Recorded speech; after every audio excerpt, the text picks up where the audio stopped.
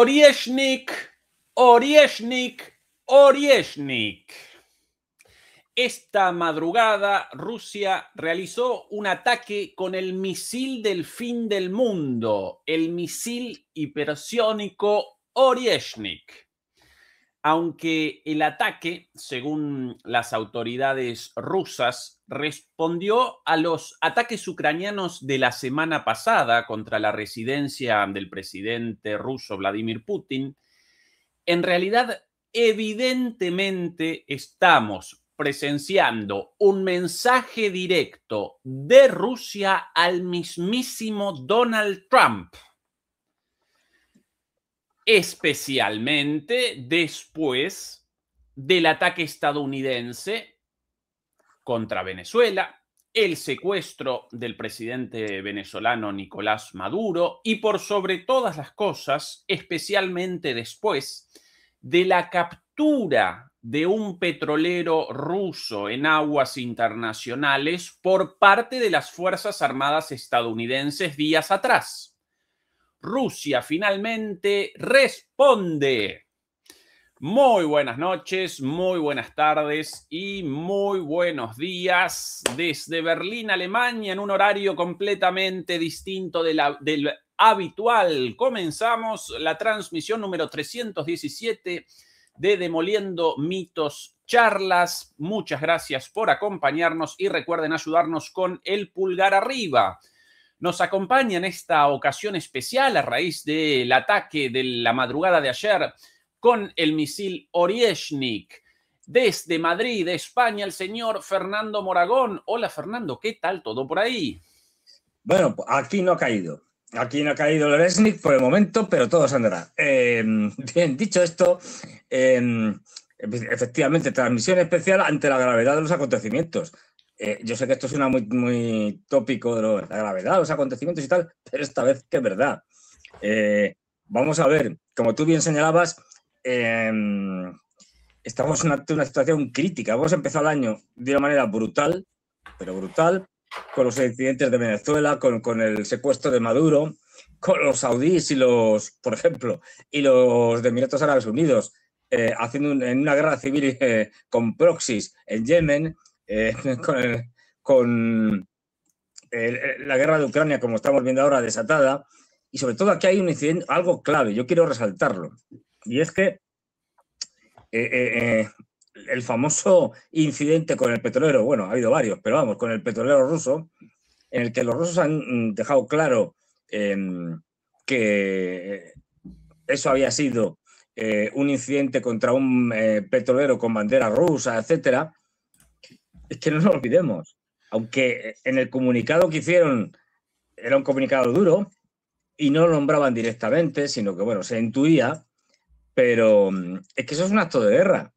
Estamos hablando de un barco que es territorio ruso, que estaba en aguas internacionales y que lo han secuestrado. Y a veces habla de piratería. No es piratería, es peor. Porque piratería hubiera sido si un privado, digamos, pues tú y yo y tal, y 4 amiguetes, nos vamos por allí y raptamos el petrolero.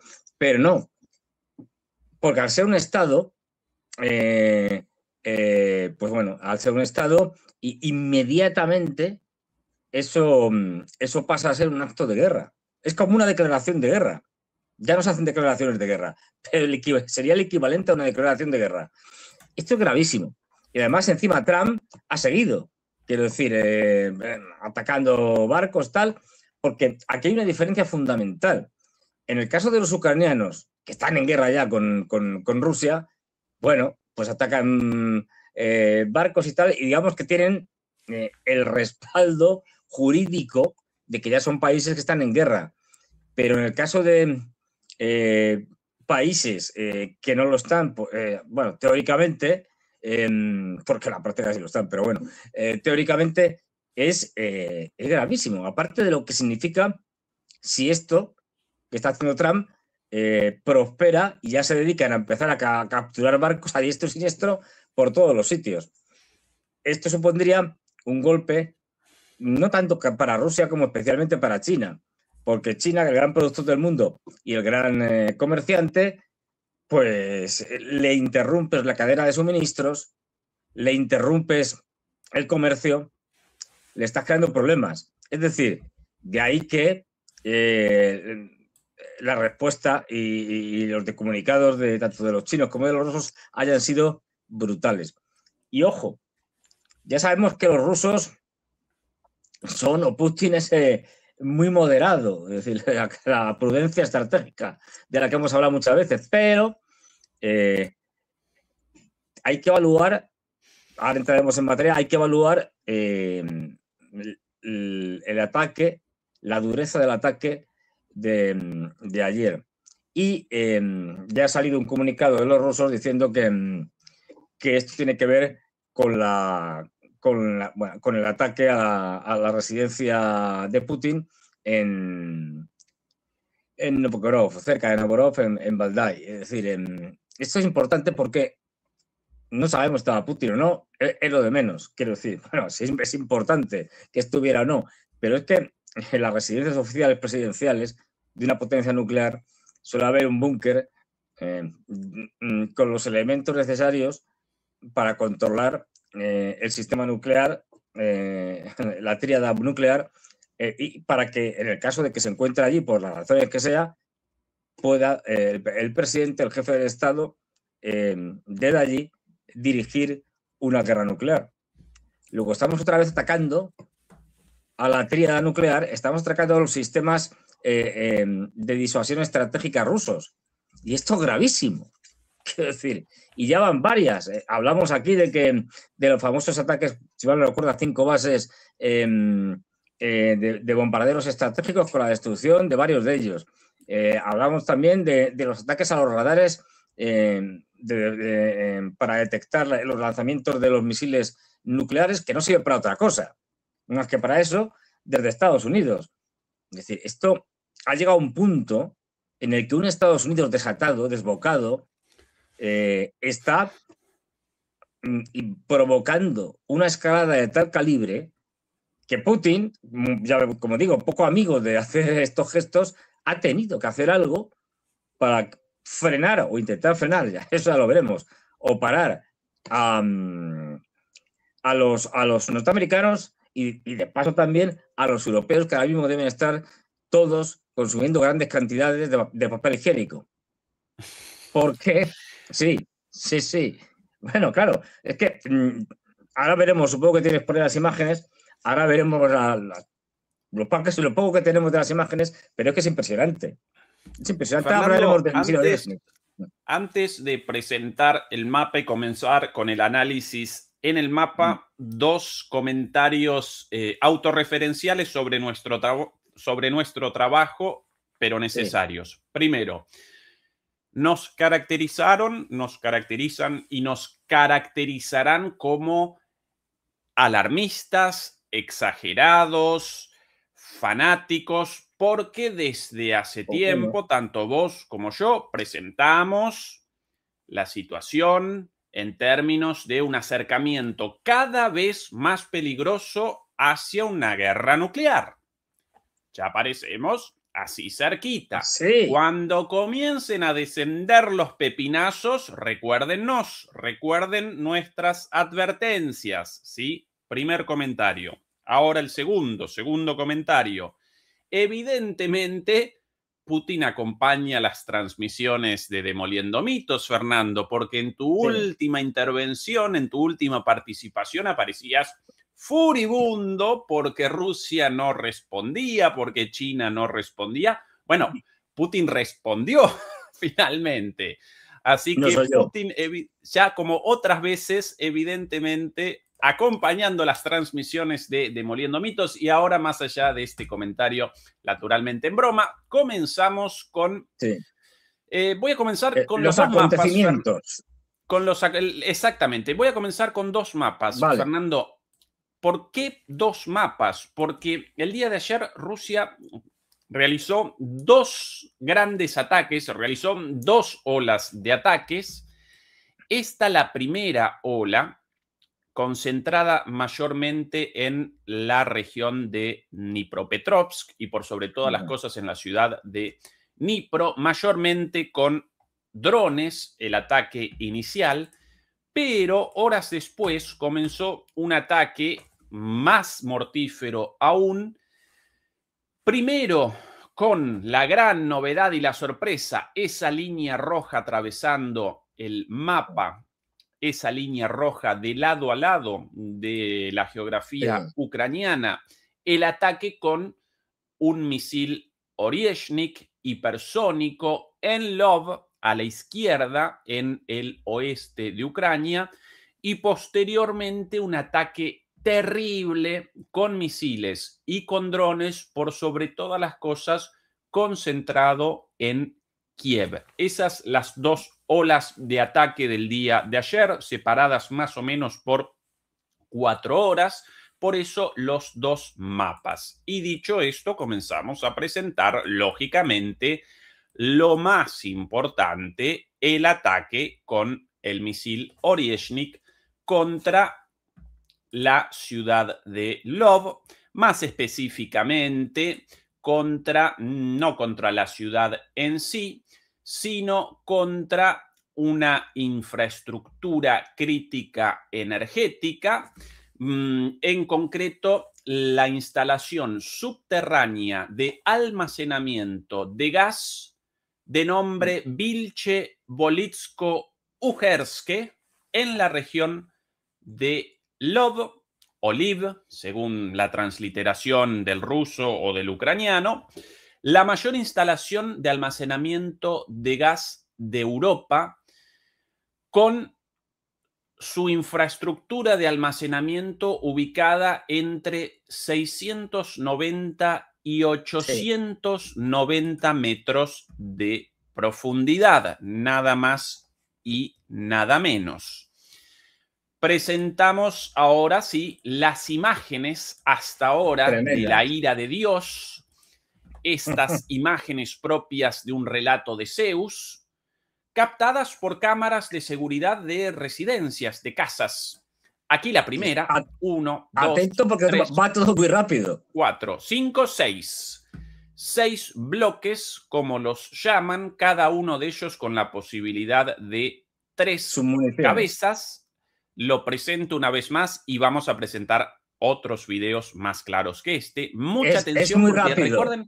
Recuerden que este misil desciende a alrededor de 10.000 kilómetros por hora, con lo cual, además de ininterceptable, a veces prácticamente aparece invisible, ¿sí? Como un rayo. Sí, 1, 2, 3, 4, no, 4, 5, 6. 6. Otra imagen más, esta la primera. Aquí. Y no nos estamos comiendo las uvas. Esta es impresionante, atentos. Atentos a esta. 1, 2, 3, 4, 5, 6, Fernando. Pero fijaros la rapidez de los 3 últimos.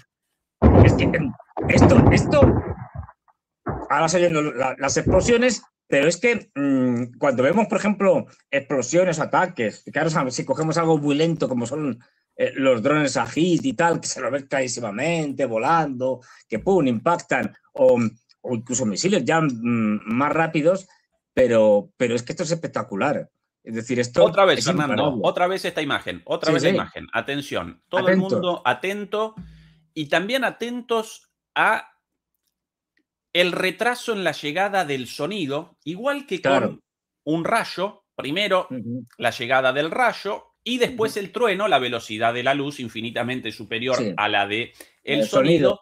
De ahí la diferencia. Atención, Vos, Fernando, contando esta vez, así, ahí, atento. 1 ahí. 2. No, querido, no, 3. Atento, que el primero muy rápido. Otra vez. Espérate. Ahí, vamos. No, si es que es tremendo. Ahí. 1. 2, 3, 4, 5, 6. Ahí. Es que es muy rápido. Quiero decir, es que y los 3 últimos van uno tras de otro. Y ahí las 6, y al final las 6 explosiones espectacular. Primero, segundo, tercero, cuarto, quinto, sexto. Y ahí las explosiones, las 6. 1, 2, 3, 4, 5, 6. Vamos a ir dando algunos datos. Como tú bien decías, a ver, los Oresnik, luego pueden los rusos modificar muchas cosas, ¿no? Hay que decir primero una cosa. Sí. Esta es la segunda vez que lo lanzan. Antes lo lanzaron sobre una fábrica de Dnipropetrovsk hace algo más de un año, en 2024. Y hay que decir que estos misiles tienen unas características especiales. Son efectivamente misiles de crucero, perdón, misiles balísticos que pueden llegar hasta unos 5.500 kilómetros de distancia. Son misiles intermedios, de alcance intermedio. Y la peculiaridad que tienen, y lo que hemos visto hasta ahora, posiblemente se pueden cargar con armas nucleares, pero no, hay que tener en cuenta que tampoco dan los rusos muchos datos, obviamente, pero lo que tiene es que puede volar a Mach 10 aproximadamente, quizá un poquito más, es decir, 10 veces la velocidad del sonido cuando ataca, y esto hace, primero, que sea imparable. Los cálculos ha recorrido, esto fue lanzado desde el lugar de lanzamiento de Kasputin Yar, cerca más o menos del mar Caspio, cerca de la ciudad de, a ver si me acuerdo el nombre ahora, la ciudad de, ay, es muy famosa, bueno, ahora me acordaré, pero vamos, al lado del Caspio, y ha recorrido unos 1.800 kilómetros. Para ello esto no es nada. Bueno, pues esto lo ha recorrido en nada, a unos 13.000 de promedio. Han calculado los propios ucranianos unos 13.000 kilómetros por hora, que es una barbaridad. Es decir...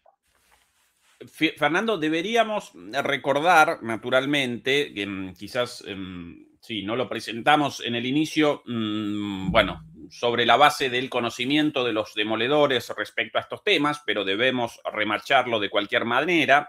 Más allá de que este misil Oryezhnik avellano, si no recuerdo mal, ¿no? Esa es la traducción de la palabra.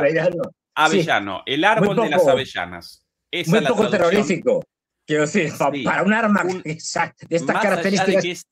Más allá de que este avellano evidentemente representa un misil nuclear, concebido como misil para el ataque nuclear, debido a su extremada velocidad, tanto en esta oportunidad como en la oportunidad del primer ataque, ambos ataques fueron realizados sin cabeza explosiva, ni nuclear, ni convencional. ¿Sí? El misil presenta un cuerpo y una cabeza explosiva. Estos misiles, lógicamente, responden a la planificación estratégica y por ende aparecen concebidos para el transporte de una cabeza explosiva, en realidad de varias cabezas explosivas con vehículos de entrada y muchas cuestiones técnicas, cada una de ellas maximizando su poder destructivo. Pero debido a esto mencionado recién por Fernando, el hecho de la extremada velocidad de este misil, aún sin cabeza explosiva de ningún tipo, solo por la energía cinética, por la velocidad de este misil, genera un efecto destructivo terrible, ¿sí? Sin cabeza explosiva. Con la cabeza explosiva generaría un efecto muchísimo mayor y con una cabeza nuclear, bueno, ni quiero la idea, ¿no? Presentar la idea. Otra vez, el Oryezhnik lanzado solamente con su velocidad y ni siquiera, bueno, ya no, sin intercepción. Apenas captado por alguna cámara de seguridad. ¿Sí? Claro, fijaros cómo es que los rusos se permiten avisar. De hecho, a ver, también es cierto que lo hacen para que no haya confusiones y no interpreten los norteamericanos que están lanzando un misil nuclear. 3 horas antes, según parece, avisaron a los norteamericanos del lanzamiento. 3 horas antes, aunque puede parecer poco, es mucho. Es decir, porque los ucranianos sabían cuándo lo iban a lanzar, pero daba igual. Es imparable. No hay sistema humano ahora mismo capaz de interceptar un misil como este. Y fíjate Además, tenemos muchas diferencias del primero. El primero que fue el primer ensayo, digamos, real en un campo de batalla real. Es decir, no un ensayo simulado o contra un objetivo ficticio en el propio territorio ruso, etcétera. No. Con lo cual se puede decir que fue un experimento, en cierto sentido, a ver cómo funcionaba, atacando, en este caso, una gran base en Dnipro, una gran planta de construcción, es decir, de misiles, que tenía esa planta en superficie, estaba bastante machacada, pero tenía una parte subterránea donde se seguían fabricando drones, misiles, etcétera. Pues bien, esto lo que tiene es una capacidad de perforación brutal. Como señalaba Ezequiel, y ahora vamos a hablar de ello, se ha atacado el mayor depósito de gas que hay en Europa, tal cual. Es decir, os digo el nombre, que está aquí, es un nombre largo. Es decir, se realizó contra las instalaciones de almacenamiento subterráneo de gas de Vilche, Boritsko, Ureske o algo parecido. Bueno, y esto está, dicen, en la región de Lvov, como bien señalaba. Este es el mayor depósito de almacenamiento de gas de Europa, que también es uno de los objetivos más difíciles de alcanzar. ¿Por qué? Porque, como señalaba Ezequiel, estos depósitos de gas subterráneos están a una profundidad que oscila entre los 690 y 890 metros, que es mucho. Es decir, para que nos hagamos una idea, si nos acordamos de los ataques de los norteamericanos, que Trump salió allí, vamos, como si hubiera salido de un orgasmo, diciendo, hemos atacado y nuestras GBU-57, estas son bombas normales y corrientes, es decir, perforadoras, han llegado a destruir las capacidades nucleares iraníes. Nosotros ya dijimos que no, que esto era mentira, que esto es pero bueno, las GBU-57 que atacaron el sistema civil nuclear iraní, en el mejor de los casos, en una situación ideal, es decir, jamás se cumple, podrían llegar a penetrar 61 metros. Que no lo pueden ni de coña, vamos, estuvimos hablando en ese momento, iba a decir ni de coña, pero bueno, estuvimos hablando en ese momento y bueno, pues como mucho 20, es decir, y gracias. Estos se están utilizando contra estos depósitos y según parece, ¿cuál era la intención fundamental? Pues lanzar estos misiles que penetraran a gran profundidad con estas submuniciones que llevan para provocar una especie de pequeño terremoto, fracturar el depósito de gas y destruirlo. Es decir, para que os hagáis una idea de las capacidades que tiene. Y como señalaba Ezequiel, es importante decir esto porque hasta ahora lo que teníamos en el mundo eran, pues como señalaba Ezequiel, misiles nucleares, bueno, conocidos de todos, es decir, con cabezas que pueden oscilar desde medio megatón, medio kilotón a lo habitual, lo máximo suele ser 10 megatones, que ya bastante, es decir, teníamos, bueno, cabezas convencionales que pueden ser más o menos pesadas, con más o menos cargas explosivas, pero esto es un arma que todavía no tiene nadie más que los rusos que se sepa, que son armas de energía cinética, que es la configuración en la que hemos visto a Racing tanto hace un año como ahora, hace más de un año como ahora.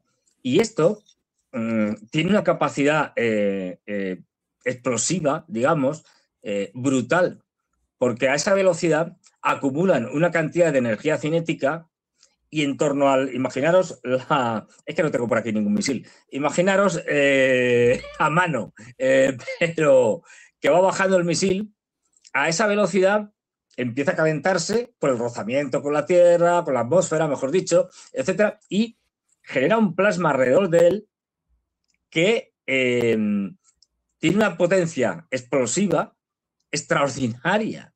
Es decir, y esto además tiene una ventaja, que es que como no es un arma nuclear, puede destruir muchas cosas sin mayor problema. Es como una mini arma nuclear sin radiación, sin efectos secundarios.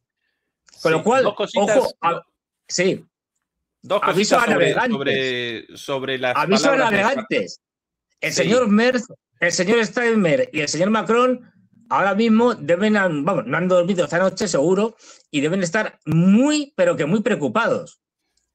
La seguridad de Merz llamando a la puerta del baño, Merz encerrado en el baño, posiblemente sentado sobre el inodoro, pero más allá de... No sabemos si el inodoro de Merz será de oro o no, como era el de Ditchins, el del tipo este corrupto que tenía, que era un hombre dedicado a este tipo de actividades de Zelensky, porque Zelensky también es un corrupto. Más que dorado en este momento debe aparecer marrón el inodoro de Merz, y perdón por lo escatológico de la humorada, pero dos cositas ahora en serio, Fernando. Sobre algo recién dicho en tu explicación. La velocidad de este misil genera en la cabeza una bola de plasma. ¿Qué representa esto? Bueno, ¿recuerdan en la escuela los estados de agregación de la materia? Líquido, gaseoso, sólido. Bueno, por lo general así los recordamos, así los presentan en la escuela, pero en realidad aparecen en condiciones extremas, extremísimas, como por ejemplo en el propio Sol, aparecen otros estados de agregación. El plasma representa uno de esos estados de agregación de la materia a velocidades, a temperaturas elevadísimas, y efectivamente en la cabeza de este misil la velocidad genera una bola de plasma y eso presenta una capacidad destructiva enorme. Un poco irónicamente, esto recuerda un poco a Dragon Ball Z, ¿no? Cuando esos ataques de Kameha de Goku con una bola de energía viajando a extremada velocidad y con extremada potencia. Bueno, algo así esto. Por otro lado, Fernando, presentamos alguna imagen más, porque por acá alguna muy buena. Es que es espectacular todo. Aquí está la mejor hasta ahora. Atención. Vamos a ver. Sí, por aquí. Y nosotros, tal vez, como en nuestras reacciones en Patreon, por encima. Bien, ahora sí. A la izquierda, detrás mío. Otro. Espérate. Vamos a presentarlo de nuevo con nosotros abajo. Otra vez. Ahora sí. Va muy rápido. 1, 2, 3, 4, 5, 6. 5, 6. Y ahí las explosiones. Retrocede una vez más. Arriba a la izquierda, atención. Es que es espectacular. 1, 2. O sea, es que es como un rayo. Es espectacular. Es espectacular. Esto es imparable. Quiero decir, esto es que... Vamos, yo supongo que los ucranianos que lo estuvieran viendo a esta gran distancia, ¿no? que no les afecta, pero que se quedarían impactados de ver algo tan rápido. Y bueno, luego hay imágenes que las tendrás por ahí de cómo quedó el cielo. Ahora las presentamos. Esta es una imagen de una cocina en los alrededores. El efecto ahí. ¿Está con el gas? ¿Qué ha pasado? ¿Qué ha pasado? Sí. Se ha ido el gas. ¿Cómo lo llaman ustedes? En algunos países lo llaman fogones. ¿Cómo lo llaman ustedes a esto? Sí, bueno, esto es una cocina de gas con los fuegos. Sí, pero la parte de arriba, ¿cómo lo llaman? ¿Hornalla? El fuego de gas. El fuego de gas. El fuego. Sí, en Colombia lo llaman fogones, en todos los países lo llaman distinto. Sí. Bueno, ahí ha abierto el gas y de repente, adiós a la presión de gas. Esa es la situación. Imágenes de esto, por aquí más abajo.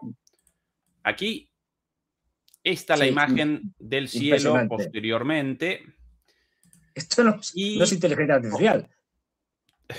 En absoluto. Y posteriormente, inmediatamente después de esto, comenzaron los ataques sobre Kiev.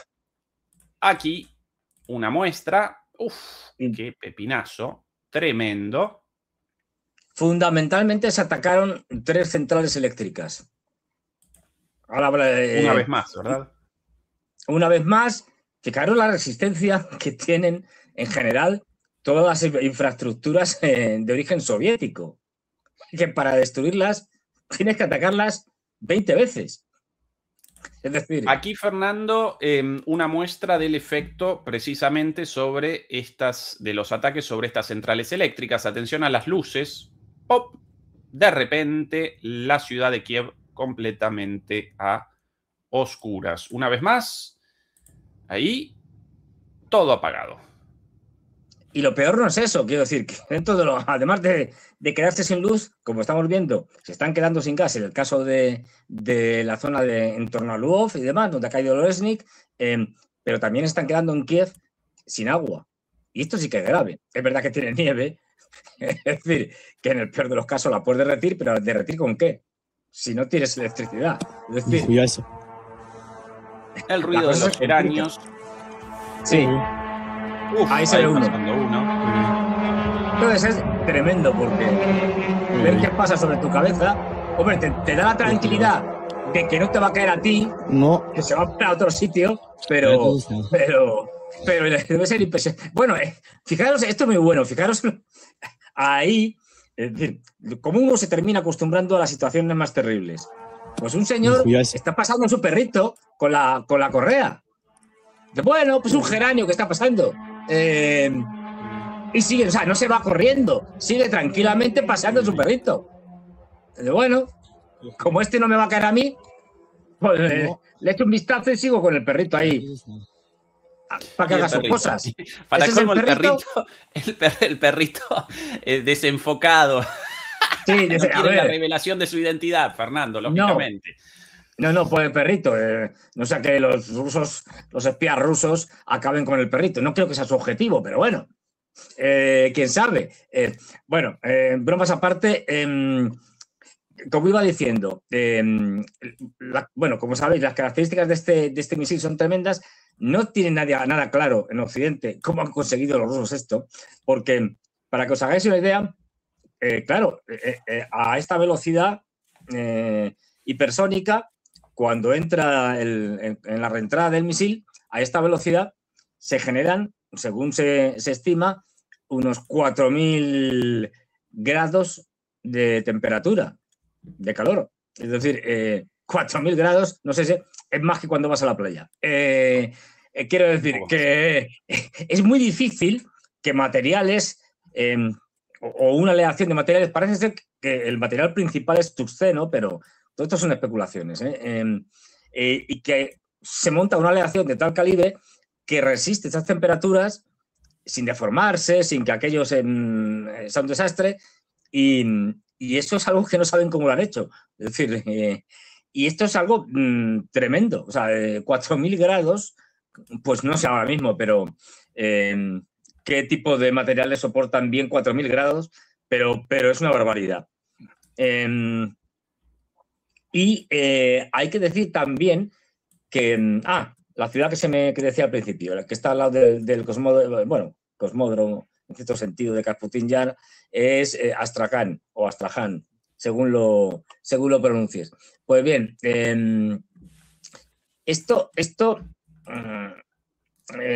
y leo textualmente, dicen, porque los mismos analistas se preguntan, ¿puede penetrar tan profundo el Oreshnik? Que no tenemos claro, dice,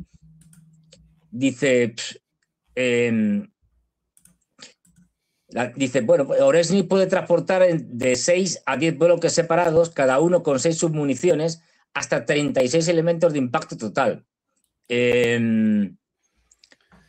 Posiblemente no llega a penetrar tanto, 690, 890 metros, es una barbaridad, pero sí lo suficiente como para poder producir estos terremotos que destruyen estos depósitos de gas, y esa imagen que hemos visto de color rosado puede que tenga que ver bastante con el gas que ha sido esparcido en la atmósfera. Sí, ahora, evidentemente, Fernando, más allá del objetivo concreto de la destrucción de esta planta de almacenamiento de gas, esta instalación de almacenamiento de gas, más allá de la prueba, porque evidentemente nadie puede determinar sin una prueba concreta la capacidad de penetración de uno de estos misiles. frente a depósitos ubicados a entre 700 y 900 metros de profundidad. Sí, esto una cuestión más hipotética que otra cosa, pero acá parece a todas las luces, Fernando, acá presenciamos un mensaje claro hacia los Estados Unidos. Y a propósito de esto, Fernando, esta una aviso para noticia navegantes. también de los últimos minutos Es que o de las últimas horas. este depósito está muy cerca de la frontera polaca. Sí. Pero Aquí no me acuerdo, una noticia de las últimas kilómetros. horas, Fernando. Moscú. Trump decidió liberar a 2 ciudadanos rusos de la tripulación del petrolero detenido. El presidente de Estados Unidos tomó la decisión en respuesta a una petición de Rusia, informó la portavoz de la Cancillería rusa. Sí, claro, una petición, sin dudas, pero Sí, una petición con este respaldo. Un respaldo hipersónico. ¿Cuántas veces hemos dicho, a ver, Putin, Xi Jinping, escucharnos, por favor, cuántas veces hemos dicho que el bravucón de Trump y los que están detrás de él, pues no solo es Trump, es decir, solo entienden el lenguaje de la fuerza y del poder, y cuando actúas con fuerza y con poder, se echan para atrás. Habían dicho previamente que no, todos van a ser, todos los que estaban en el barco, que eran ucranianos, 2 rusos y alguno más de otra nacionalidad, van a ser juzgados. Y lanzan el Olesnich y casualmente, esto es casualidad, no tienen, vamos, no hay juicio ninguna sumario, cosa que pueda... inocentes. Juicio sumario, inocentes. Juicio sumario dice, bueno, pues lo libramos porque, no sé, me ha entrado el espíritu de la Navidad, que se me contagió y todavía me queda. El premio Nobel de la Paz, Fernando. El Nobel de la Paz. El premio Nobel de la Paz para Trump. Para Trump se lo tiene que ganar. Es decir, ya digo, solo entienden este lenguaje y cuando utilizas esto, Estados Unidos recula, se echa para atrás. Porque en el fondo son unos matones de barrio que solo pueden o solo se atreven con los pequeños. Se atreven con Venezuela, que no tiene capacidad para poder responder a un ataque de Estados Unidos. Se atreven con países africanos. Bueno, estos han sido los franceses, pero han intentado, por ejemplo, dar un golpe de Estado a Ibrahim Traoré en Burkina Faso y, bueno, pues lo han podido parar. Pero bueno, es decir, pero en el caso de Estados Unidos se atreven pues con cualquiera. Con cualquiera que sea pequeño. Pero esto es muy importante porque esto es un aviso para navegantes, esto es un aviso para la OTAN, para Estados Unidos, para los chiflados europeos. Es decir, diciendo, bueno, recordemos, esto, si mal no recuerdo, si lo colocas, porque hay una diferencia que se me olvidaba fundamental entre el primer Olesnik y este. ¿Cuál es la diferencia? Que el primer Olesnik, como decimos, era experimental, digamos, y que en ese momento debía tener muy pocos, a lo mejor 2 o 3. Es decir, ahora no sabemos los que tienen, porque no lo van a decir, eso está claro, pero recordemos que después de que en noviembre del año pasado, bueno, de hace 2 años ya, lanzaron el Olesnik, se dio la orden de que fuera producido ya de forma masiva por parte de Putin, y no solo eso, sino que ya se confirmó que no solo se iban a instalar en Rusia, sino también en Bielorrusia, y el propio Lukashenko confirmó antes de las Navidades que ya estaban instalados en Bielorrusia también y operativos. Es decir, si lo lanzan de Bielorrusia llegan más rápido a cualquier otro lado porque están más cerca, en general, de todos los sitios europeos, de todas las capitales europeas. Bueno, pues es que esto... aviso para navegantes, porque si siguen escalando, y de ahí la peligrosidad que decíamos de que permitan la escalada de los occidentales haciendo todo ese tipo de tropelías, es que vamos a llegar a un momento en el cual los rusos van a tener que responder de una manera tan contundente ante esa escalada que la escalada ya va a ser imparable. Con lo cual, ¿qué es lo que tenemos aquí? Aviso diciendo, miren ustedes, esto ha ido a un depósito de gas muy importante porque este depósito no solo afecta a los ucranianos, sino también era un depósito utilizado por los europeos, es el mayor de Europa, es decir, este depósito de gas y sus instalaciones aledañas, que esas han quedado completamente destruidas. Bueno, pues es un aviso diciendo, ojo, que el siguiente, por eso también han elegido un lugar importante desde el punto de vista energético, para el que el Oreshnik es especialmente efectivo, pero también por esa cercanía a la frontera con Polonia, a Polonia, que es un país de la OTAN, y a los países de la OTAN, diciendo, los siguientes a lo mejor os caen a vosotros. En Polonia, no olvidemos, además, hay una base norteamericana. También, bueno, en realidad hay más, pero vamos, una grande. También aviso para las bases norteamericanas diciendo, mira, a lo mejor os cae una en Polonia, otra en Ramstein, en Alemania, y otra, pues cogemos otro sitio. Es decir, ojo. Sí, Fernando, dos cositas en respuesta a las voces de mal agüero escuchadas el otro día a raíz de tu intervención, llamando a una respuesta rusa y China. Por ahí respondían, Fernando quiere la guerra, quiere una escalada. No, evidentemente. Lo contrario. Sí, no aparece claro para mucha gente el punto de Fernando, porque el punto de Fernando precisamente el contrario. O responde Rusia o responde China ahora, o comienza más adelante algo mucho peor. La llamada disuasión en términos estratégicos. ¿Sí? Realizar un ataque muy fuerte antes de que comience la escalada final, para que no comience la escalada final.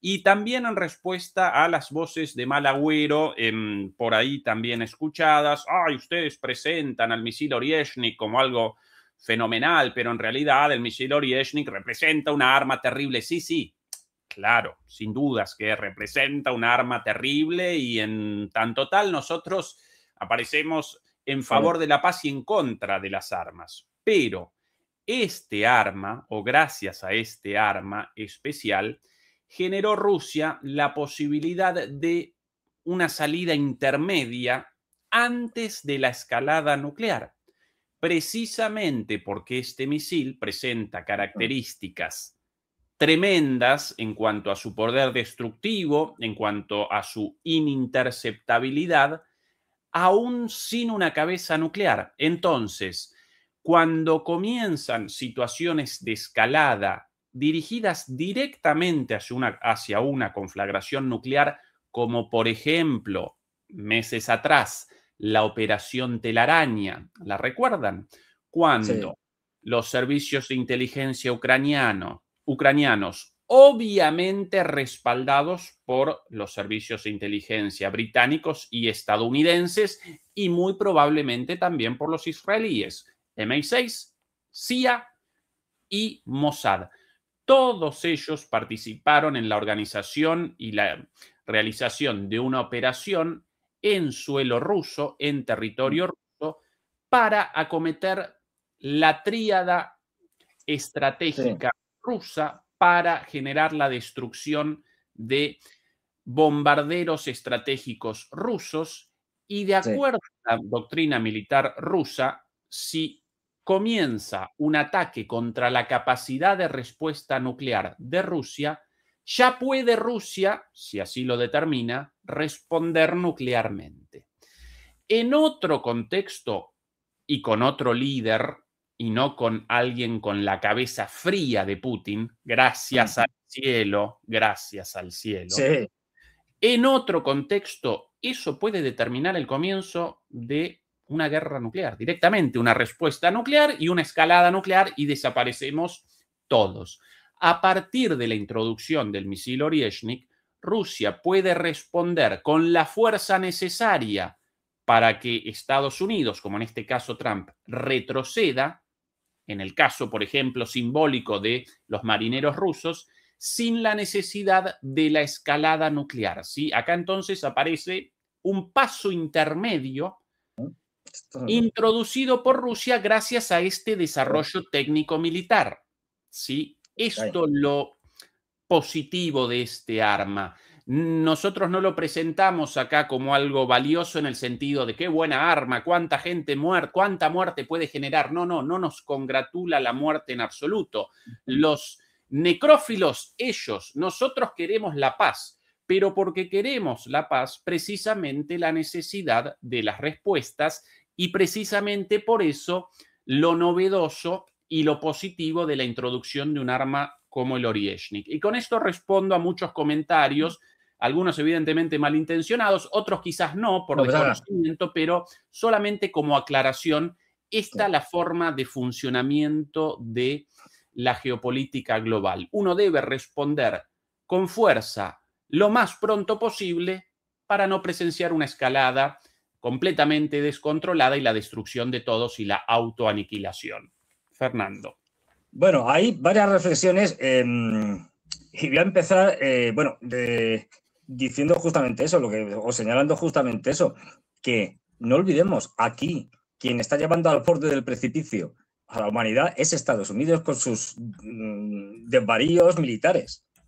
Y esto es importante porque, pequeña reflexión, Estados Unidos, cuando termina la Segunda Guerra Mundial, tiene tres, como los grandes imperios en su apogeo, cuando están en su máximo esplendor, tiene tres elementos clave para, digamos, proyectar su potencia imperial. Uno es su potencia económica. Cuando termina la Segunda Guerra Mundial, la mitad del PIB mundial es de Estados Unidos. Su capacidad productiva en ese momento era extraordinaria, brutal. Dos, la potencia, digamos, cultural en sentido amplio. Todo lo hemos visto, es decir, la capacidad cultural de influencia en el mundo extraordinaria, en todos los aspectos, a través del cine, de la literatura, de la música, etcétera, de sus productos, es decir, como la Coca-Cola o los vaqueros, es decir, han colonizado culturalmente el mundo, pero lo han colonizado porque esa creación cultural era tan grande que llegaba a todos los lados. Y la tercera, la militar. Un imperio en decadencia se caracteriza porque ya no puede proyectar su poder económico.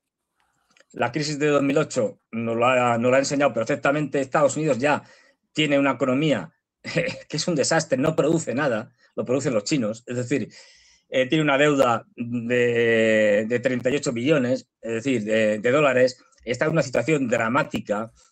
Se puede ver cuando uno va al cinturón del óxido, que llaman, en viejas ciudades productivas como Detroit, que están semi-abandonadas. Terrible. Ya no tiene ese poder económico.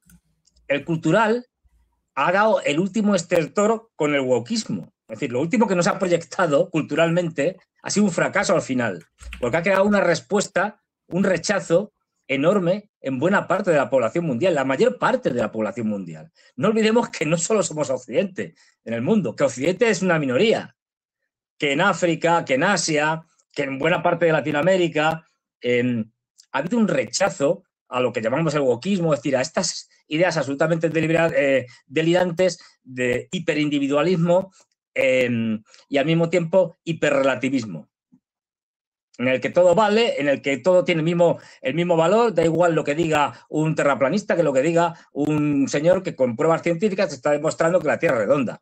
Bueno, pues este relativismo absoluto, es decir, y todo esto que ha conducido a Occidente a la decadencia, a su disgregación social, pues es otro fracaso. ¿Qué le queda a Estados Unidos? El poder militar. Cuando un imperio pierde su capacidad de influencia cultural, su potencia económica, va a tirar de lo único que le queda de una manera brutal, de su ejército, que es lo que estamos viendo, con Biden, con Trump, y cada vez más, porque cada vez tiene menos del otro.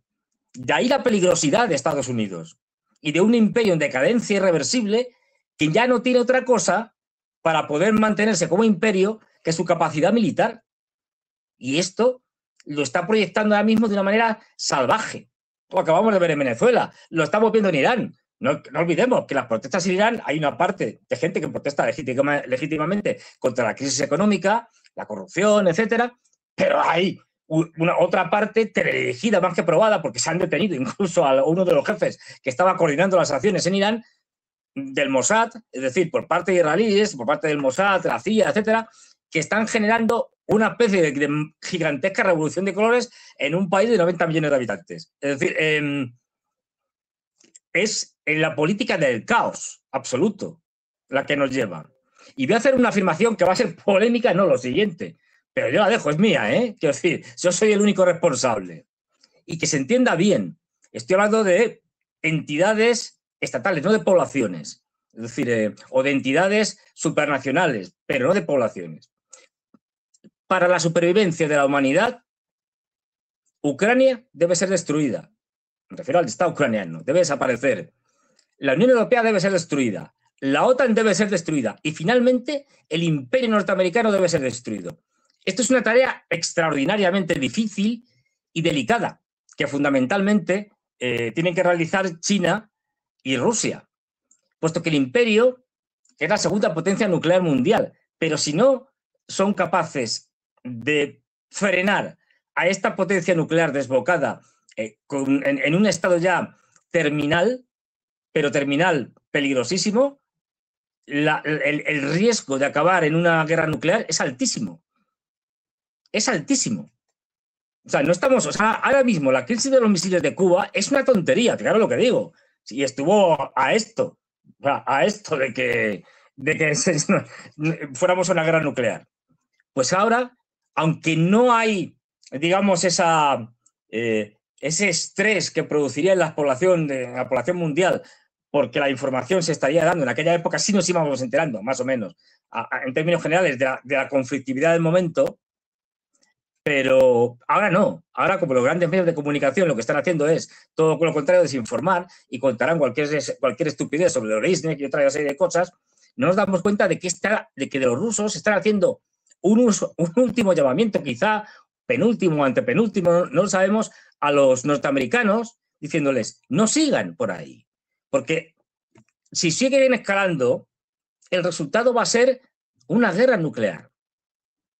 No que la queremos nosotros, pero si nos obligan, no olvidemos también una cosa, que si cualquiera de las cosas que ha contado Ezequiel, el ataque a los bombarderos estratégicos, el ataque a los radares, el ataque a la propia residencia de Putin, etcétera, el ataque al petrolero, a los petroleros rusos, si cualquiera de una de estas cosas, sobre todo las que tienen que ver con la actividad nuclear, con la capacidad de disuasión estratégica nuclear, le hubiera pasado a Estados Unidos, no estábamos aquí ninguno de nosotros, ¿eh? Esto que lo tengamos claro.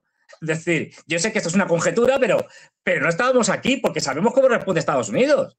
Obvio, obvio. Es decir, Fernando, tremendas tus palabras de recién. ¿Las podés presentar otra vez? Sí, mira, de corrido, porque las tengo escritas, estoy escribiendo un articulillo, a ver si lo termino, porque empecé ayer con todo este lío. Es decir, para la supervivencia de la humanidad debe ser destruida. La Unión Europea, perdón, para la supervivencia de la humanidad, Ucrania debe ser destruida. La Unión Europea debe ser destruida. La OTAN debe ser destruida. Y finalmente, el imperio norteamericano debe ser destruido. Esta es una tarea extraordinariamente difícil y delicada, que fundamentalmente China y Rusia tienen que llevar a cabo, puesto que el imperio es la segunda potencia nuclear mundial. El primero es Rusia. Pero es absolutamente necesario. Tenemos que acabar con esto, es decir, con Ucrania como Estado, me refiero, con la Unión Europea como organización suprarregional, con la OTAN con lo mismo, es decir, y con el imperio norteamericano. Fíjate que he puesto imperio norteamericano, no con Estados Unidos, que es algo distinto.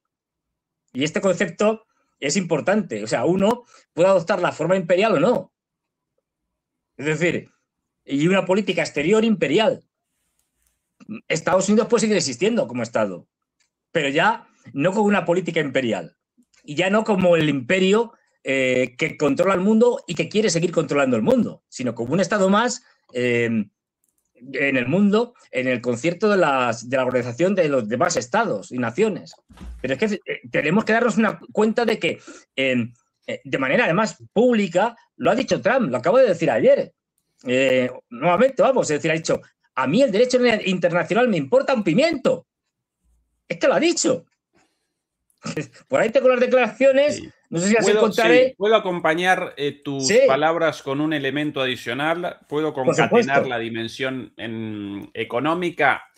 También debe desaparecer, para la supervivencia de la humanidad, también debe desaparecer el capitalismo neoliberal, financiero y digital comandado por Wall Street y Silicon Valley. Esa forma de organización de la economía determina la destrucción de la humanidad de aquí a poco, en armonía o en connivencia con el imperio estadounidense, con la OTAN y con los sospechosos de siempre. complementario con lo tuyo de mi parte, Fernando, nada más. No, completamente de acuerdo. Es decir, es que este modelo de capitalismo, frente al modelo soberanista que representan fundamentalmente China y Rusia, pero en general muchos más países, este es autodestructivo. Y lo peor es que las élites dominantes, sabiendo que este capitalismo tiene poco recorrido ya, por decirlo suavemente, nos están preparando para una fase difícil todavía de evaluar, vamos a llamarla poscapitalista, por llamarla de alguna manera, en la cual lo que vamos a tener son estados totalitarios sin economía de libre mercado. Esto de libre mercado nunca ha existido, pero bueno, sin economías, digamos, liberales, ya lo dice Peter Thiel, uno de los tipos más siniestros que tenemos ahora mismo en el planeta, el fundador de Palantir. ¿Qué es esto de la competencia? Esta competencia es mala para la economía. Lo que tiene que haber son grandes monopolios, monopolio es uno, no son varios, ni siquiera oligopolio, para diferentes áreas. Es decir, en la tecnológica es un monopolio, en las farmacéuticas un monopolio, en la industria de la agricultura un monopolio. Esto es lo que defiende esta gente y lo defiende públicamente. O sea, no, están escritos suyos y charlas, conferencias, etcétera. Esto desde luego no se le puede llamar capitalismo, por eso yo digo poscapitalista, pero lo que sí lo que sí tenemos en cuenta es que es un modelo distópico en el que la tecnología se pone al servicio de una dictadura. ¿Qué es lo que pretende esta gente? No pretende otra cosa. Fernando, de vuelta al mapa de Ucrania. ¿Cómo? Una vez más, importante los bombardeos sobre Kiev. ¿Cómo, Fernando, perdón? Muy importante, ya sé que Lorenznik es lo que centra todo, pero muy importante los bombardeos que has señalado tú antes sobre Kiev, porque lo que están consiguiendo ya... quería que presentáramos. Sí, menos lo de Kiev con algo ya mostrado y un poco más de lo sucedido en Dnipro, por ejemplo. Atención a la ciudad de Dnipro, ciudad importantísima. Impresionante.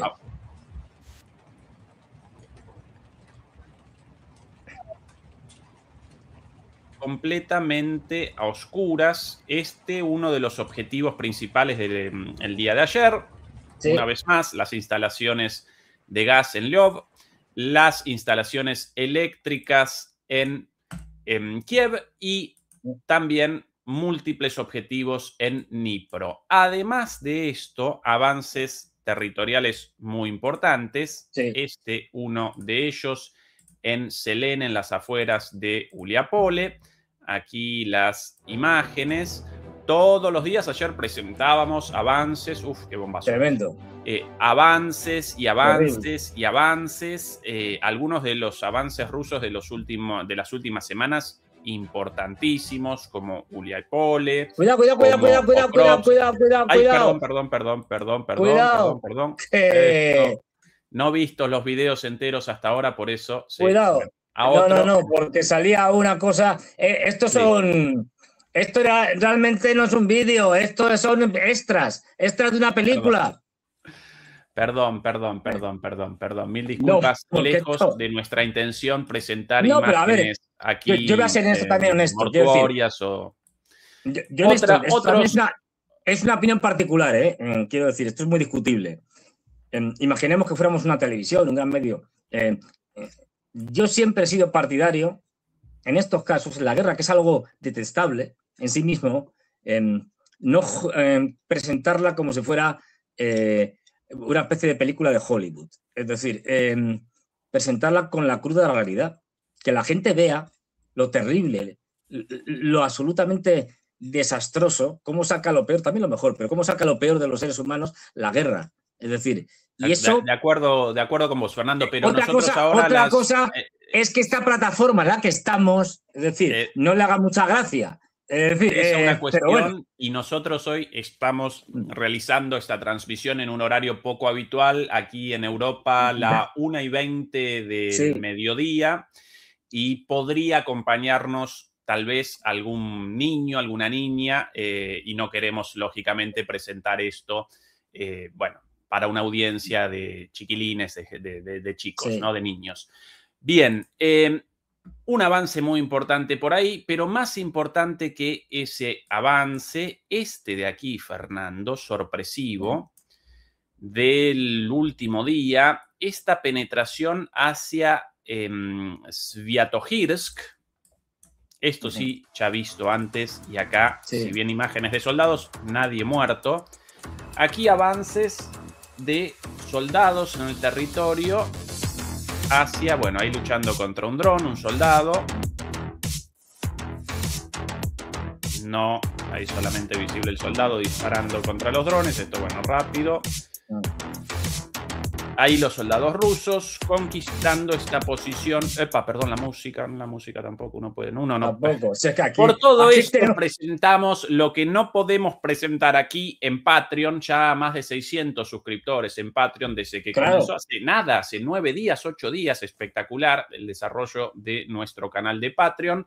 Bueno, que mamita el clima, ¿no? Intempestivo. Bueno, una penetración importantísima de los rusos en profundidad, rodeando evidentemente, de alguna manera, en la parte superior de la pinza sobre el eje Sloviansk, Kramatorsk, Konstantinivka, acá el eje defensivo más importante, y rodeando naturalmente también a Liman. Fernando, esto... Efectivamente. Fuerte, ¿eh? Esto es importantísimo porque poco a poco se van cerrando los núcleos urbanos más cercanos a la línea del frente y más importantes como Liman. Liman lo van poco a poco envolviendo y una vez que esté ya prácticamente semicercado o casi cercado, es decir, procederán al asalto definitivo sobre Liman. Y no olvidemos Fernando, apareció el video recién, ¿verdad? ¿Apareció el video recién mientras presentaba yo los avances? ¿Apareció un video o no? Porque yo ahora en duda de que no haya aparecido... Después del video con las imágenes feas, presenté otro. Luego apareció el vídeo con la musiquilla. Bien, perfecto. Listo. A veces esta plataforma presenta en mi pantalla una cosa, pero no lo presenta para ustedes, por eso la duda. Perdón, Fernando, por la interrupción. No, tranquilo. No, estábamos diciendo que efectivamente, es decir, ahora mismo los avances sobre Liman, pues eso, es decir, que será un objetivo clave, porque desde Liman, desde el noreste, más o menos, van a poder avanzar sobre Slovian. Entonces se ha reactivado también el frente, bueno, no estaba parado, pero le han dado más impulso al frente también de Konstantinivka, de tal manera que al final, desde un lado y desde otro, se vayan acercando al gran núcleo que queda en Donetsk, que es el de Slovianka, Kramatorsk, básicamente. Pero ojo, porque la desenergización que estamos viendo es clave, porque esto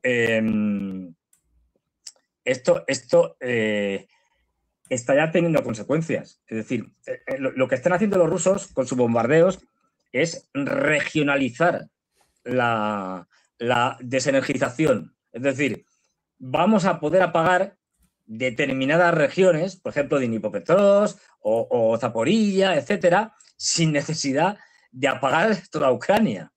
Esto lo estamos viendo en estos últimos días. Y esto contribuye de manera fundamental a menoscabar el poder del ejército ucraniano. Es decir, no pensemos que esto solo afecta al señor que está en su casa sin electricidad y estas cosas. No, esto afecta al ejército ucraniano, que necesita la electricidad para muchas cosas. No lo olvidemos, es como cualquiera, entre otras cosas para los ordenadores, que por el momento con diésel no funcionan. Quiero decir, todos los sistemas electrónicos funcionan con electricidad. Los militares también. Es decir, que esto es fundamental. O sea, que no se crean que esto... Bueno, vamos a fastidiar a los ucranianos si les dejamos sin electricidad. Efectivamente, les fastidias, y eso forma parte de la guerra, quiero decir, que les fastidias de la manera menos dura posible, dentro de que es una guerra, pero sobre todo fastidias a los militares, que son tus enemigos y a los que tienes que eliminar, porque no nos engañemos. Es decir, una guerra, por desgracia, las guerras son así, es que esto hay dos o más ejércitos enfrentados y gana el que destruye al efecto contrario. y para destruirlo significa acabar con sus soldados. A lo mejor en el futuro solo tendremos drones y la cosa será mejor desde ese punto de vista, porque no mataremos seres humanos, o sí, quién sabe. Es decir, pero teniendo en cuenta la experiencia histórica, pero desde luego ahora esto es así. Y ya digo, hay que, sobre todo es que, por ejemplo, fijaros cómo cambian las cosas, que ya después de lo de Oresnik, ya ha salido otra vez Trump diciendo, no, pues si es que Putin es muy majo y tal, si a mí me cae muy bien.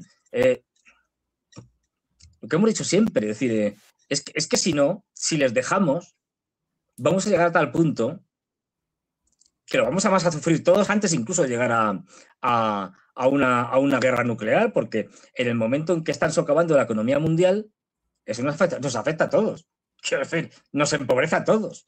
Si las cadenas de suministro se interrumpen, porque nos dedicamos a atacar barcos comerciales, y por lo tanto, eso sube el precio de todo. Entre otras cosas, del petróleo y del gas que tenemos aquí para calentarnos en invierno. ¿Por qué? Porque suben, por ejemplo, los costes, los fletes de los barcos. Los barcos tardan más, con lo cual también sube el precio. Además, los seguros, que son fundamentales en toda esta industria del comercio marítimo, los seguros se disparan. Es decir, al final esto lo subimos todo. Es decir, esto en nuestra factura del gas, que es X, pues va a ser X elevado a la cuarta potencia. Por cierto, Fernando, este proceso inflacionario ya comenzó en Europa, claro, ya comenzó en Estados Unidos, en realidad ya comenzó en el mundo con la pandemia, posteriormente con la guerra en Ucrania. Un ejemplo, y quizás presento algo cotidiano, pero aún así relevante, el precio del café, por ejemplo, aquí en Europa, aquí en Alemania. Hasta antes del comienzo de la guerra, un paquetito de café podía presentar distintos precios según la calidad, pero quizás el más barato de todos, el de la marca del supermercado, aquí en Alemania presentaba un valor de alrededor de 4 euros, estimado Fernando. Hoy, un paquetito de café aquí no desciende, el más barato de todos, Fernando, el de la marca del supermercado, no desciende de los 7, 8 euros. Un paquetito de café. Sí, quizás en España algo parecido. No, igual, pasa igual. Y así, todo el resto de los tenemos un proceso inflacionario brutal. Brutal. Si es que no hay más que ver pasarse por el supermercado, el que uno tenga más cerca de su casa, y luego compararlo con lo que no estamos hablando ya de 1980, que es cuando, por ejemplo, se inicia todo este gran proceso inflacionario, al menos en España, y una pérdida de poder adquisitivo brutal. No, es decir, compararlo con los de hace 2 o 3 años, por ejemplo, o sea, cuando ya estábamos metidos en este proceso inflacionario tremendo, no digamos si nos vamos a antes de la crisis de 2008. Es decir, y que esto es así y va más. Es decir, esto no se controla de manera fácil. Hemos visto a la Reserva Federal intentando de una manera un tanto, digamos, obtusa, porque pensar que la política, es que los temas de la inflación se pueden única y exclusivamente controlar a través de, en este caso, la Reserva Federal, en otros casos, bancos centrales nacionales. Recordemos, la Reserva Federal es un banco privado. Se puede controlar a base de la emisión mayor o menor de moneda, es decir, es un tanto reduccionista cuando menos, es decir, hay muchos más factores y tienes que tener más instrumentos que el simple hecho de que pongo más moneda en circulación, retiro moneda en circulación. Pero bueno, Fernando, aquí lo hemos estado viendo. Imágenes de las consecuencias del ataque con el Oresnik. De a poco las vamos presentando, no las presentamos estas antes porque van apareciendo, claro, van apareciendo con el tiempo. Atención a ese color en el horizonte, probablemente tremendo, como producto del escape del gas. Por allí también una esquela de humo. Tremendo. Van cada vez más apareciendo imágenes de lo sucedido, ¿sí? Que se ve un coche aquí con los faros encendidos, por eso estamos viendo ahí la nieve, una carretera nevada, y al fondo, como si fuera una especie de... Es difícil de describir. Iba a decir como un amanecer, pero que tampoco, un atardecer. Pero no, Algo distinto. No podemos describirlo. Crepúsculo de extraños colores, estimado Sí, Fernando. efectivamente. Aquí imágenes muy interesantes. Todo Muy esto, una vez interesantes. más, va apareciendo con el correr de las horas, de la trayectoria de los misiles exclusivamente. Y fijaros la línea roja. Exactamente. El ataque de ayer sin el ataque con los drones masivo y, bueno, mucho más de trayectorias, mucho más misiles irregulares. Esto solamente los misiles. La línea recta, el Oryezhnik, ¿sí? Y fijaros después, la distancia a la frontera polaca, mínima. Al lado. Y después, ¿cuántos misiles disparados ayer? Bueno, 10 Iskander-M. Yo aquí con la lista, ustedes pueden acompañar las referencias a la derecha del mapa con los colores corresponden. 10 Iskander-M, 2 Iskander-M de otro tipo. Perdón, 10 Iskander-M, mis disculpas. 10 Iskander-M en Klinsky Oblast de Briansk. 2 Iskander-M en la ciudad de Briansk, en el Oblast de Briansk también. Lanzados, no es que caigan en Briansk, que es rusa. Es decir, lanzados desde Briansk. Lanzados desde, en la vecindad de Briansk. Yo acá traduciendo del inglés de una lista lo tengo yo traducido, si quieres. Bueno, 8 calibre también lanzados desde, ahora sí, leído bien, gracias Fernando por la aclaración, lanzados desde la fragata Admiral Makarov en la bahía de Novorossiysk, en Krasnodar. En la región de Krasnodar.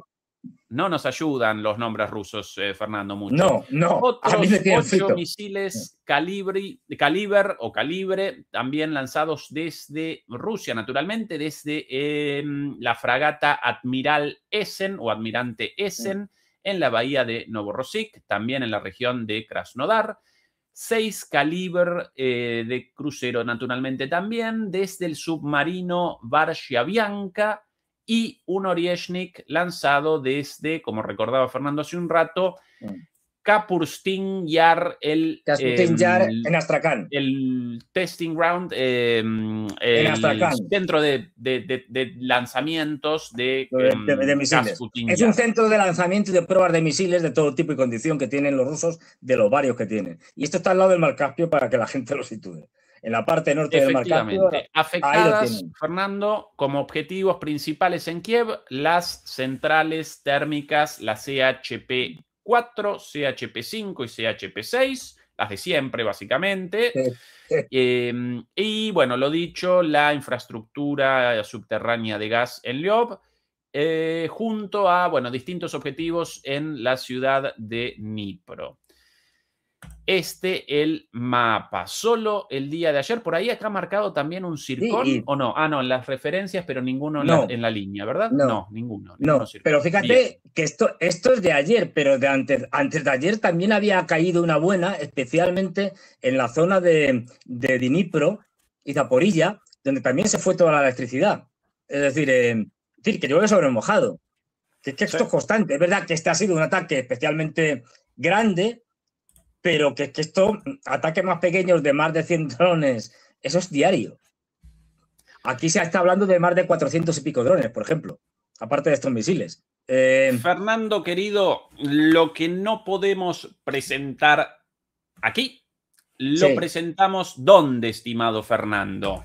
A ver, ¿En qué plataforma?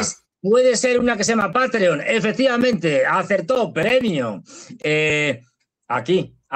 Aquí podemos hablar con total libertad. No tenemos que andar, bueno, aunque aquí dijimos muchas cosas, evidentemente, pero ciertas cuestiones, ciertas expresiones que serían más aproximadas, es decir, más certeras, pues aquí no tenemos que andarnos haciendo circunloquios y tal, y hablando así cosas raras, es decir, diciendo, pues no, tal. Aunque ya, por ejemplo, podemos decir Israel. Hubo un tiempo, acuérdate, Ezequiel, que no podíamos decir Israel.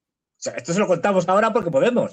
De que había que decir, yo me acuerdo que tenía que decir cosas como tan absurdas como, no, ese país que hace frontera al norte con el Líbano, al este con Jordania, y luego también hace frontera con al sur, tal, con Egipto y tal. O sea, cosas absurdas.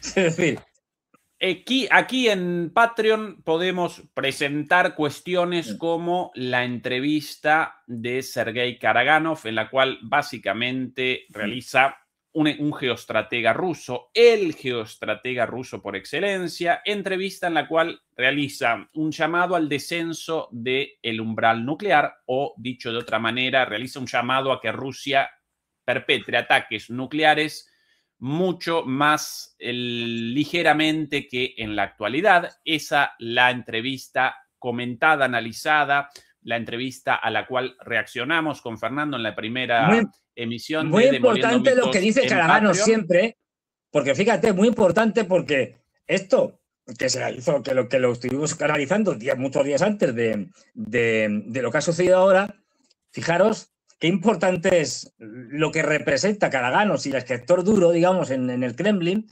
o en torno al Kremlin, que al final, no la versión dura de Karaganov, pero sí la versión, digamos, blanda, por llamar de alguna manera, es a lo que ha tenido que recurrir Putin.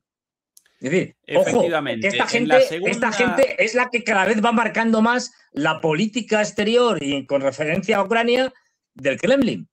O sea, que saber lo que dicen es clave. En la segunda emisión presentamos un debate sobre las fases del sionismo político, religioso, judío y cristiano.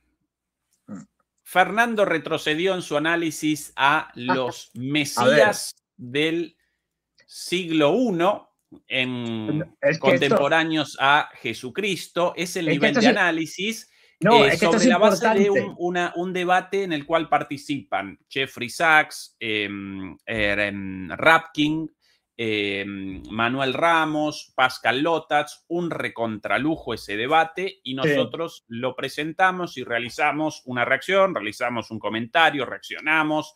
Bueno, todo esto en apenas la primera semana de Demoliendo Mitos en Patreon. Ya más de 600 suscriptores, ¿sí? Más de 600 suscriptores, 610 ya. Acompáñennos por ahí, por favor, ese es nuestro pedido, más que valioso el aporte. Lo que no podemos presentar ahí lo presentamos, perdón, lo que no podemos presentar acá lo presentamos ahí. Porque, no sé, esto evidentemente depende de muchos factores, pero mi impresión y la de Ezequiel y la de muchos que hemos hablado, amigos y tal, que también están en esto, es que, Juan Antonio Aguilar, etcétera, es que hay muchas posibilidades de que al final nos terminen cortando la cabeza en esta plataforma y desaparezcamos definitivamente. Así que hay que tener un plan B y en esto estamos. Efectivamente. Bueno, Fernando, transmisión hoy especial por los acontecimientos especiales también.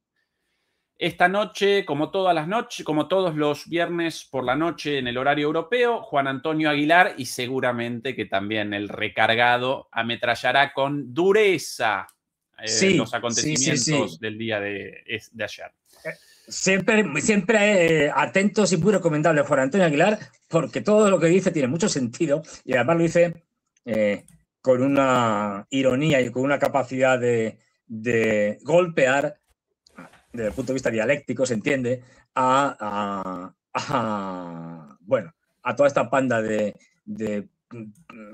piratas y vendidos de los analistas occidentales, y luego y defensores de cosas impresentables como son Trump y compañía, y sobre todo, pues eso, que con muy buena información, no lo olvidemos. Y por cierto, ahora que me he acordado ahora, pues estas cosas que como estoy fatal de la cabeza, pero que iremos hablando. Fuentes de Washington, digamos, a las que de alguna manera yo he podido acceder, me cuentan, estas cosas siempre hay que tomarlas con pinzas, que en el ataque a Venezuela con el secuestro de Maduro, digamos, no hubo mucha inteligencia, pero no hay aparentemente traidores importantes que hayan, pues eso, vendido de alguna manera al presidente Maduro. La clave ha sido cómo no, el Mossad, que ha colaborado en esta operación desde Trinidad y Tobago y desde Puerto Rico. Y son los que han monitorizado día y noche todo lo que estaba haciendo Maduro, además de los que se han encargado de suprimir, fundamentalmente con sistemas electrónicos muy avanzados y con ciberataques, las defensas venezolanas. Lo digo porque esto es lo que me cuentan. Importantísimo. Lo que me cuentan. Como siempre, Europa Mossad, y como siempre sobre el final, después de tantas noticias y tanto análisis sobre cuestiones verdaderamente difíciles, presentamos, ahora sí, presentamos un poquito de la situación cotidiana, el día a día, desde una perspectiva un poco más amena, ¿sí? Esto en particular en Moscú, está la ola polar en Moscú, pero en realidad esta ola polar está cometiendo toda Europa. Aquí en la calle, yo aquí con una ventana al lado mío, bueno, quizás no tanta nieve, pero casi. Aquí en Berlín, la temperatura actual -12. Ayer mucha nieve y para esta noche también prevista una tormenta de nieve. Las escuelas, por ejemplo, aquí cerradas. Muchas cosas por el día de hoy cerradas. Está la ola invernal azotando Europa, incluida naturalmente Rusia también, Ucrania, Alemania y posiblemente en España bastante frío también, ¿verdad, Fernando? Bastante frío. Aquí en Madrid no llegamos a tanto. Hemos tenido algún día pequeñas nevaditas de estas que te tapan un poco el coche y poco más, quiero decir, que el techo del coche y tal, te queda una fina capa de nieve, pero de ahí no han pasado. A ver, es muy raro que en Madrid tengamos grandes nevadas. Tenemos una cada 50 años, de esta como fue la famosa Filomena, es decir, que dejó Madrid que parecía Moscú. En este plan estaba, Madrid. Una cosa que nos dejó a todos pasmados. Pues bueno, estamos muy al sur, en España, pero sí, efectivamente. Ola de frío y ola de frío en lo atmosférico, en el clima. Sin embargo, como vemos en la geopolítica, calor extremo. El año que hemos empezado, yo tengo miedo, de verdad, de que si hemos empezado así este año... Día 9 del año, Fernando. Día 9, día 9. Que estamos en el 9, por favor. Tranquilidad, señores que tienen el poder en el mundo. Denos un respiro. Fernando, en 9 días, bombardeo a Venezuela, ataque con helicópteros, secuestro de Maduro, secuestro de barco ruso y ahora ataque con Orieshnik. Mamita querida, todavía menos de y fíjate, días.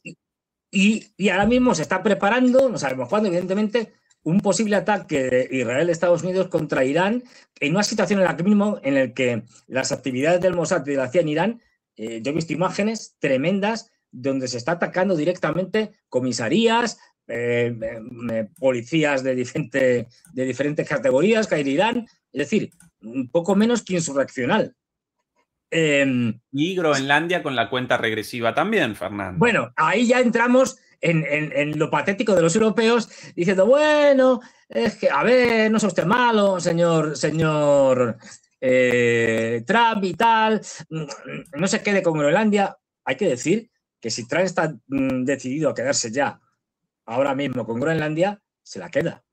De hecho, los europeos lo tienen queríamos un comienzo de año tranquilo, Fernando, ¿no? Relajados, y no, los acontecimientos nos coaccionan al trabajo, Fernando. Doble turno. No puede ser, a destajo estamos aquí por la mañana y tal, cuando debíamos estar aquí tomándonos tranquilamente tu cafetito, aquí y tal, porque los viernes son más relajados en España y tal. Pues no, sin dormir.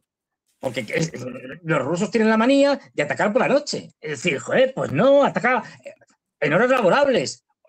La guerra, como decía Gila, tenía que ser de 8 horas, es decir, entre hora laborable, desde las 8 de la mañana y tal hasta las 8 de la tarde, como mucho, y tal. Bueno, serían 12, pero vamos, algo así. No puede ser. Dejarlos dormir. Querido Fernando, un abrazo y hasta el domingo en tu caso, y a los demoledores, a los demoledores y a las demoledoras, hasta la noche con Juan Antonio Aguilar. Hoy con Juan Antonio Aguilar y el domingo, que son 2 días, pero al ritmo, como decía Ezequiel, que vamos, ni os quiero contar lo que podemos contar, lo que tendremos que contar el domingo de estos próximos 2 días. No me lo quiero ni imaginar. Chao, chao. Hasta luego.